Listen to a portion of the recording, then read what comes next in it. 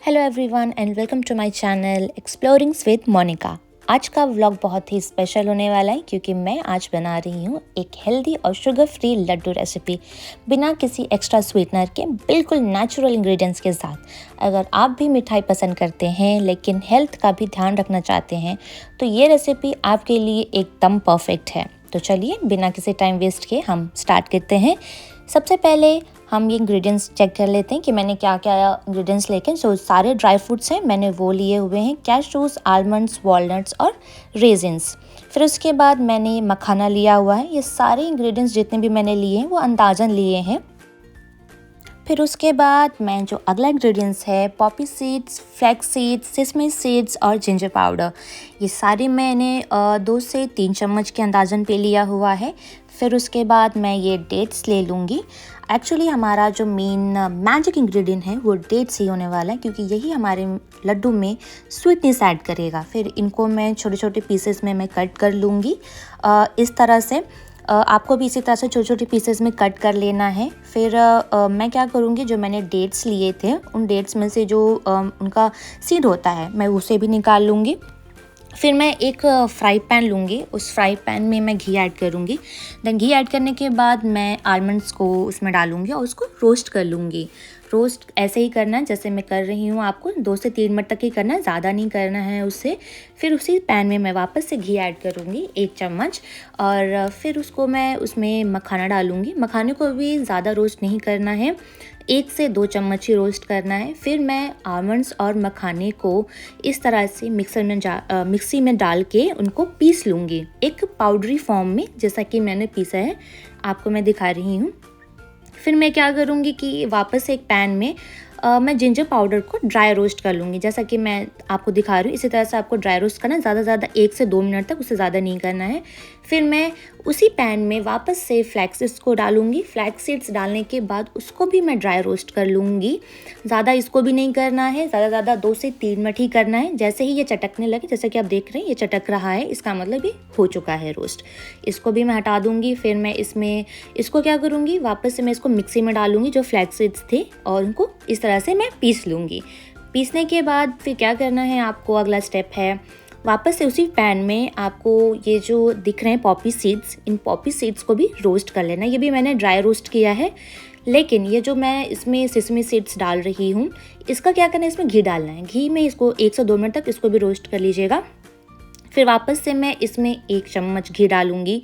घी डालने के बाद ये जो किशमिश है, जो रेजिन्स है, इन रेजिन्स को रोस्ट कर लेना है। ज़्यादा 2 से 3 मिनट ही रोस्ट करना है, उससे ज़्यादा कोई भी चीज़ रोस्ट मत कीजिएगा। जैसा कि देख पा रहे हैं ये रोस्ट हो चुका है तो ये फूल जाते हैं, तो यानी कि रोस्ट हो चुका है इस तरह से। तो फिर इसको आप खाली कर लेंगे। वापस से उसी पैन में मैं घी ऐड कर रही हूँ। घी ऐड करने के बाद ये जो वॉलनट्स है और कैशूज़ हैं इनको भी मैं करीबन 3 से 4 मिनट के लिए मैं रोस्ट कर लूँगी। फ्लेम भी आप मीडियम रखिएगा, ज़्यादा फ्लेम हाई मत कीजिएगा। मीडियम फ्लेम पे सारी चीज़ों को रोस्ट करना है, हाई मत कीजिएगा बिल्कुल भी। और इस तरह से मैं इनको रोस्ट कर रही हूँ। जैसे ही इनका हल्का सा कलर पिंकिश हो जाता है, देखिए ये पिंकिश कलर का हो गया है, इसका मतलब है कि बिल्कुल अच्छे से रोस्ट हो चुका है। फिर मैंने क्या किया है, इन सारी चीज़ों को एक प्लेट में सबको मिक्स कर दिया। सारे सीड्स जो थे, जितने भी ड्राई फ्रूट्स थे, इन सबको मैंने एक में मिक्स कर दिया है। फिर मैंने एक बड़ा सा पैन लिया है क्योंकि सारी चीज़ें ज़्यादा हो जाती हैं तो वो बाहर गिरने लगती हैं। मेरा पैन छोटा था तो मैं इसमें घी ऐड करूँगी।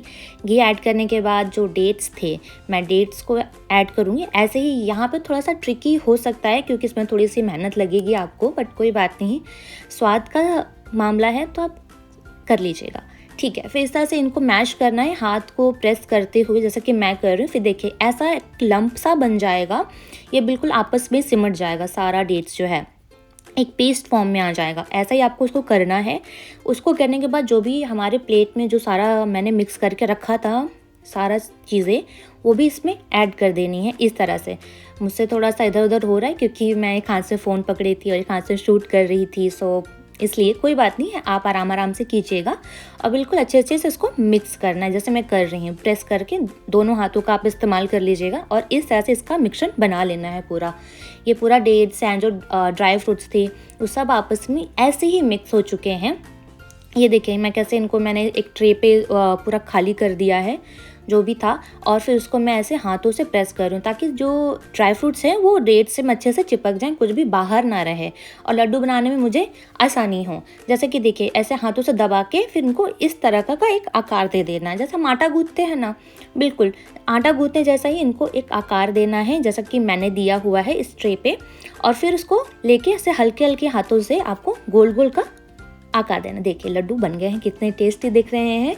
और ऐसे ही दोनों हाथों से कर करके आपको फटाफट से सारे लड्डू बना लेने हैं जैसे ही गर्म है। और फिर इस तरह से आपको दोनों हाथों से प्रेस करना है और ऐसे छोटे छोटे से प्यारे प्यारे से लड्डू बना लेने हैं। तो चलिए मैं बाकी के सारे लड्डू फटाफट से बना रही हूँ, ताकि ये अगर ठंडा हो गया तो मुझे थोड़ी सी मुश्किल होगी। और ऐसे इजीली लड्डू आपको भी बना लेने हैं फटाफट से जैसे ही गर्म हो, बिल्कुल भी देरी नहीं करनी है। और हमारे लड्डू सारे के सारे बनके तैयार हैं।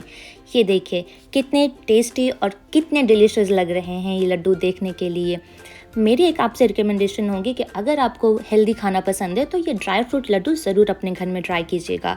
और जो भी गेस्ट आएँ, जो भी फ्रेंड्स आएँ, फैमिली आएँ, उन्हें ज़रूर खिलाइएगा।